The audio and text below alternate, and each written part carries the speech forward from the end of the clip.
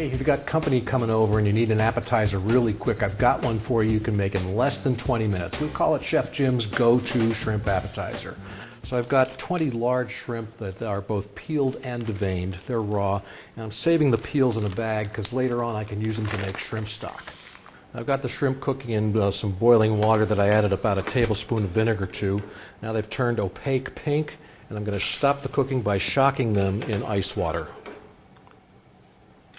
Now keep the shrimp covered in the refrigerator while you make the dipping sauce, and what we're going to do today is an aioli, which is basically a garlic mayonnaise. Today I'm going to flavor it with ancho chili powder.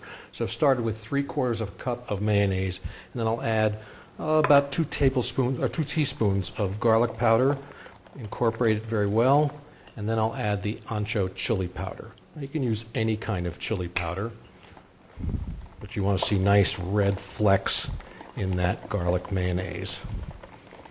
And there you have ancho aioli, that simple. Now to finish the shrimp, I've got a saute pan where I've melted some butter and olive oil. Now I'll flavor it with some chopped garlic. Mix that around. And then we'll add the shrimp, let them go for a swim in that garlic butter.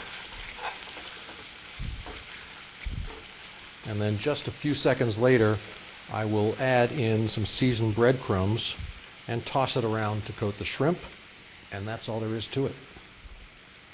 Now you see why we call it the go-to appetizer, because it came together really fast, and I'll send you the recipe if you'll write to me here at the station, or log on to the website and click on the Kitchen Guy page. I'm Chef Jim. Thanks for watching the tastiest 2 minutes in television. I'll see you next time on Kitchen Guy.